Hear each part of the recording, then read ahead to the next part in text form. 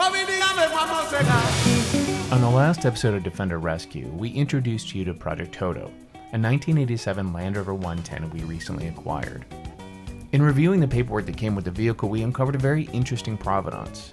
While born in Solihull, England, this particular Land Rover spent the first part of its life roaming West Africa.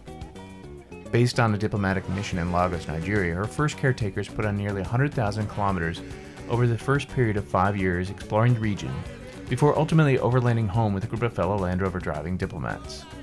With such an interesting and documented history, we decided it was best that we try to preserve as much of her originality as possible. This episode will feature the beginning of that process. I've actually decided to do a little bit of a drive. We're on private land, so we're okay to record whilst driving, but I've never driven a petrol one other than up here now. I am going to take this on a road test shortly that I'm not going to be able to record unless I bring somebody with me, so I might be able to do that, but I'd like to just drive it and see what it performs like. I will double check on the figures on this, but I'm pretty sure it produced around 70 horsepower, and it kind of feels completely different to a diesel model, to be honest. It's a lot quieter, is the first thing I noticed. The engine itself, obviously, because you're not revving it so high, it doesn't make as much noise. There's a few knocks and rattles going on in the background, as I'm sure you can hear. Typical Defender pre-preservation. Things like window seals on the rear CSW windows rattling. And obviously this road is a bit bumpy, so I think I'll stop the video there until we get on a bit of smoother road, and yeah, I'll give you an idea of my first impressions on it, having never driven one. So although I've driven lots of Defenders, probably more than the average person, having never driven a petrol engine one, you'll get to see my initial thoughts on it, which I suppose is something that you guys or potential new owners are going to have to go through as well, because yeah, what an interesting combination of engine and gearbox.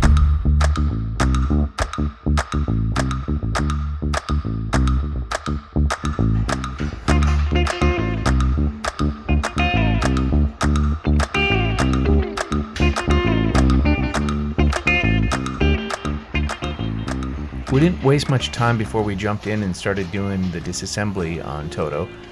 We had to remove, of course, the roof rack, which had been there probably since it left the factory. A few bolts need to be drilled out here and there, which is pretty normal for a Defender of this age.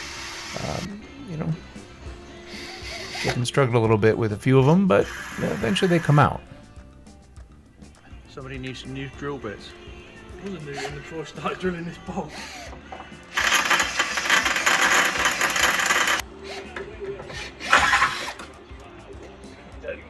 That should come off. Wonderful, thank you. We're going to try to preserve this original headliner and interior trim pieces. It was only done for a few years in this fabric and overall in great shape. So I think, once we clean it up, it should be pretty good to go, and we'll just keep that nice vintage and heritage vibe. One of the things that we want to make sure that we do is remove the roof so that we can properly paint it, fix any possible corrosion, sometimes from the things being thrown on top or just the bracketry. It needs a little repair. Right now the guys are struggling to get all the final seals pulled out, but once that happens, the roof should pop off and we should be able to easily get it out of the way.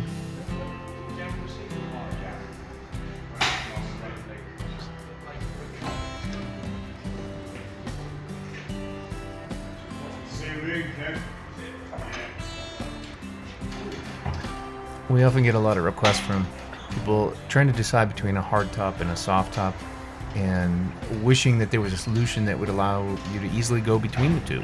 And unfortunately with the Defender, that just has never been the case. Any of the solutions that people have tried over the years just really weren't that good, or they weren't that effective, or it was really tedious to move between the two. And this is an example of kind of what it would take for you to kind of remove the roof, put a new rear tailgate on there, redo the sills, and make sure that it was watertight again. So it's just not real practical. So in this case, we're just removing it so that we could paint it. And then it'll go right back on. bunch of other panels that are coming off before we head into body work. And we had a little gap in filming because we got ahead of ourselves and kind of kept going along and removed the wings, the eyebrows, and started to sand down that original paint, which had probably been, maybe touched up a little bit over the years, but original color, original finish. And so we're just hand sanding it now to kind of see where there might be some high areas or low areas that need a bit of body filler to bring it back. And the goal is to use as minimal body filler as possible to work the metal by hand to make sure that it is as good as it left the factory. So I think we'll leave this episode right here in the process. There's quite a bit of work to do, obviously, but we're making pretty good progress, and we'll kind of take you through the next part of the preservation process as we go forward.